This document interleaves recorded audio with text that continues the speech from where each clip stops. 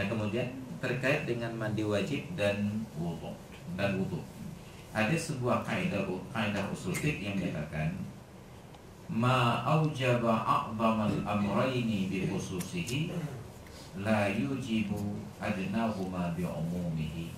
Apa saja pekerjaan yang mewajibkan sesuatu yang lebih besar secara khusus, maka tidak lagi mewajibkan yang lebih kecil secara umum.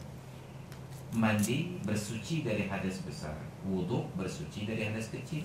Kalau sudah ada penyebab wajib mandi, maka dengan mengerjakan mandi wajib secara otomatis wudu include di dalamnya. Nah, include itu bahasa Inggris, termasuk di dalamnya. Nah, wudu itu termasuk dalamnya. Dengan catatan bahwa pada proses mandi tidak terjadi suatu perkara yang secara normalnya membatalkan wudu.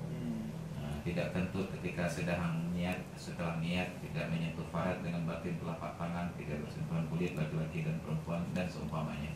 Kalau tidak terjadi perkara yang membatalkan wudu sejak mulai proses mandi, maka setelah mandi wajib tidak disyaratkan lagi untuk berwudu, hanya untuk sholat. Boleh dengan mandi saja. Catatannya, jangan terjadi sesuatu yang membatalkan wudu. Tidak wajib bukan berarti tidak boleh. Wudu tetap disunnahkan, cuma tidak lagi wajib. Itu terkait dengan antara wudu dan mandi wajib.